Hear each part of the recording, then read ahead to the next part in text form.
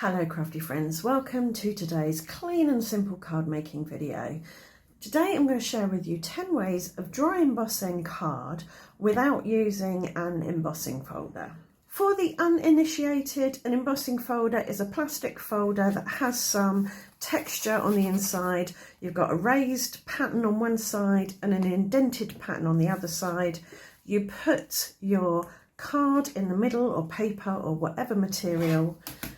Put it on your cutting plates for whatever machine you have. The configuration will be different for different machines. And then you run it through your die cutting machine, just like that. When you take your card out, it's got that pattern embossed on it. It's got a lovely raised side and an indented side, and you can use either. I do have a 13 ways to use embossing folders video, so check that out. It's linked in the description. And I have a 10 ways to use embossed card or materials video as well, so check that out too. But what if you haven't got any embossing folders, or you want to augment your embossing folder stash? There are other ways of dry embossing. So for this, in my cuttle bag, I'm going to use the thick plate, one of the cutting plates, then the rubber mat, and then we'll place some card, the card I want to emboss. And for technique number one, I'm going to use a die. So dies usually cut out things. So this one cuts out a net shape. I'm going to place that on there like that. Put the top cutting plate on and run that through my cuttle bag. And now I have the pattern embossed onto the card rather than cut. So this is a great way of stretching your dies. You can emboss with them and you can use either side.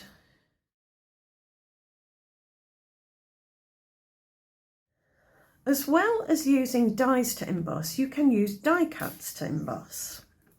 So I've got some wobbly heart die cuts. These are made from 2 layers of smooth white card just stuck together. So I pop my card there and then my hearts.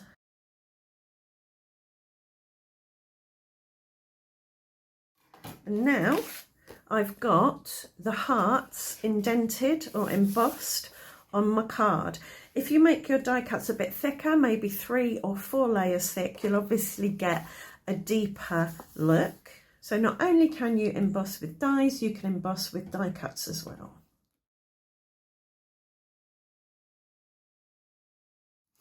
Stencils are another craft room tool that you can emboss with. So again, put your card down, put your stencil on top, run that through your die cutting machine.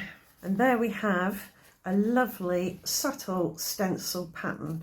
When you use maybe die cuts and stencils, you don't get as deep an impression as you would with an embossing folder, but that's absolutely fine. You get a different look. So you can see it on both sides. You could, if you wanted to apply a bit more pressure when it goes through the die cutting machine, pop a shim maybe under there to increase the thickness ever so slightly. So I've got a bit of brown card there, my bottom cutting plate, my rubber mat, a fresh piece of card, my stencil and my cutting plate. And you can experiment with different numbers of shims to see if you get a deeper impression. So that has definitely come out a bit more defined.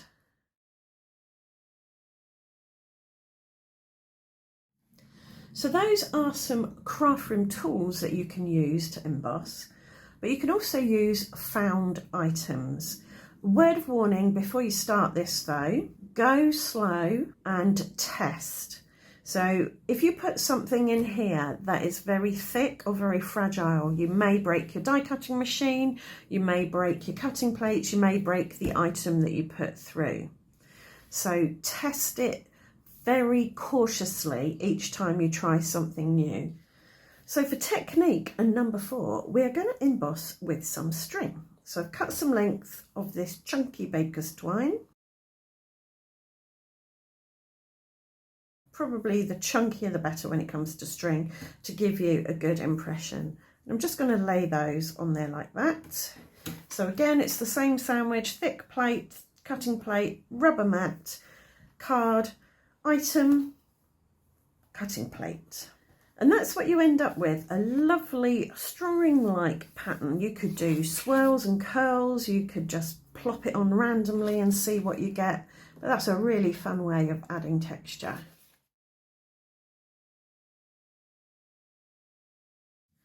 For technique number 5, I found this set of enamel dots sitting in one of my pots, and I thought, ooh, I wonder if they will emboss.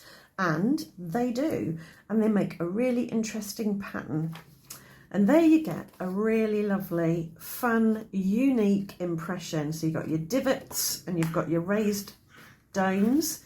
And if you wanted, please excuse the crows outside, you could take your enamel dots off of the sheet that they came on, put them on another sheet of acetate, arrange them in a way that you want, and then emboss with that.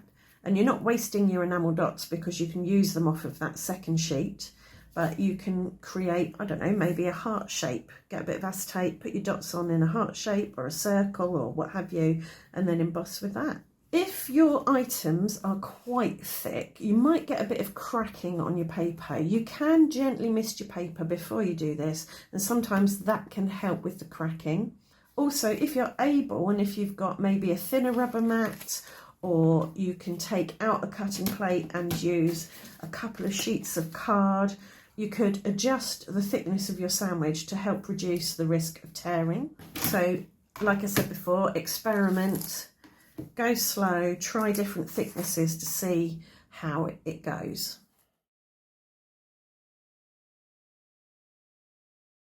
Another thing I found that you can emboss with are thin coins. So these are, what are these?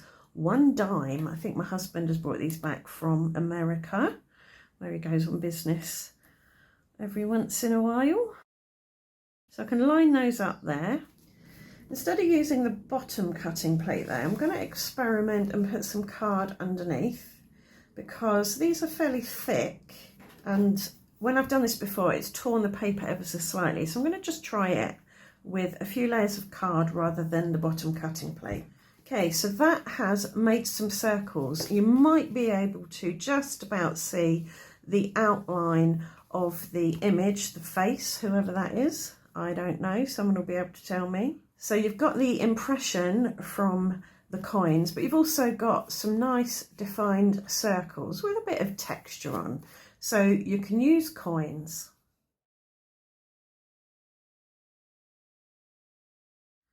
So I've put my regular sandwich back together. I've got the cutting plate underneath the rubber mat, and this time I'm going to put some rubber bands on, overlapping them.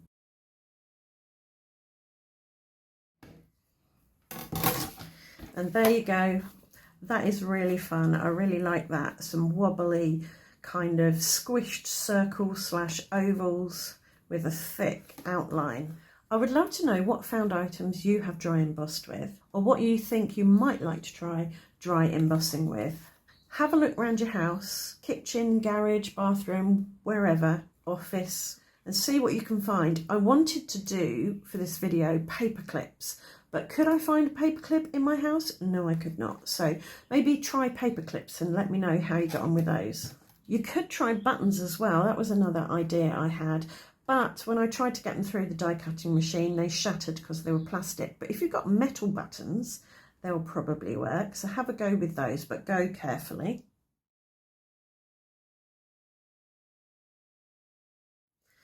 Right, I've got this bit of plastic netting that came from a pack of sweet clementines, I think. So I'm going to put that on there. This is the normal 2 cutting plate sandwich. And there, I hope you can see that. We've got a lovely netting impression on there. I think if I added a piece of card or 2 to the sandwich, I might get a deeper impression.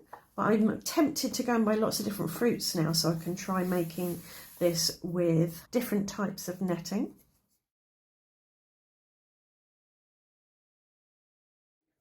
For technique number 9, I'm going to try this bit of fern that I've just got out of my garden. And I'm going to try it this way up with the top side down, as it were. Because it's very thin, I'll put some extra card underneath. And to protect my cutting plate from squishy juices coming out of my leafy thing, Fern, Frond. I'm going to put a bit of paper over there. That was quite tough to get through, so I may or may not have added too much card, but we'll see. So I've got a nice print there. And I can feel the texture. There's some greenery around the outside, so that would be really quite fun to add to the front of a card. I can't speak to the longevity of the colour, the archival nature of whatever it is in there. Chlorophyll, de Ferns? Yeah, probably chlorophyll. So we have got some embossing and some colour, and you can see on this side, the reverse, a very, very subtle fern pattern. So try some leaves, try some twigs. You could try autumnal leaves, obviously ones that are not too dry and brittle. This is one I've just done with this leaf from a camellia, and that has indented the veins up the middle and down there, and you can see it from that side, and all the jiggedy jaggedy bits there. I seem to also have a bit of a coin there because I think some of the sharper objects have made dents in my rubber mat, so that's something to consider.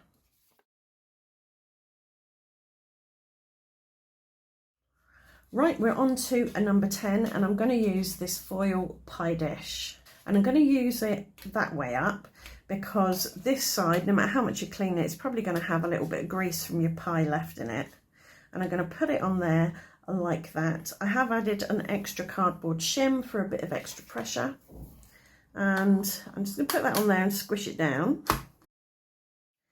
And there we have I think that looks like something to do with a tree, maybe a branch that's been cut through, or a trunk. But that's a really fun pattern.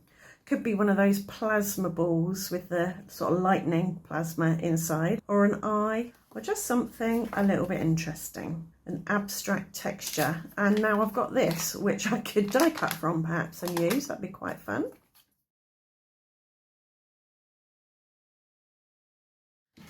And a little bonus one, I'm going to put card instead of the bottom cutting plate in. And the card I'm using today is just my usual regular cardstock that I use to make card blanks and card panels from, and die cut from, and ink up. Now I've got these wooden stars. So wood veneer is something. These are quite thin. Chunkier wood veneer might crack or cause a bit of a problem. And I haven't put the bottom cutting plate in, so I've got a thinner shim underneath. And hopefully they won't crack, and hopefully they'll make a nice indentation. And now we've got some stars embossed there. So you could try any of your wood veneer shapes. Let me see how thick this is. I'd say that's about 2 millimeters thick, about 1/16 of an inch thick.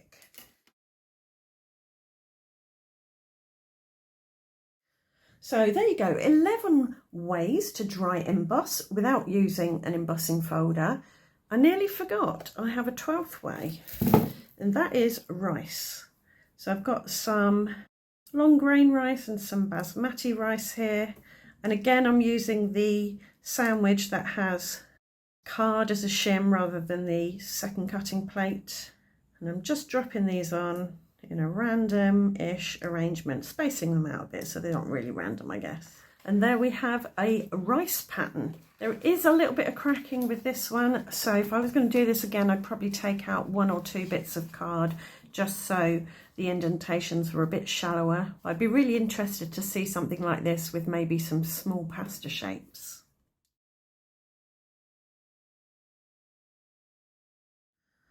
Do leave a comment with your ideas, your successes, your failures when it comes to dry embossing without an embossing folder. Any hints, tips, hacks, tricks that you might have as well. I hope you found this video helpful. If you have, please do leave a thumbs up, subscribe, ring the notification bell, and I'll see you back here very soon for another video. Thanks for watching. Bye for now.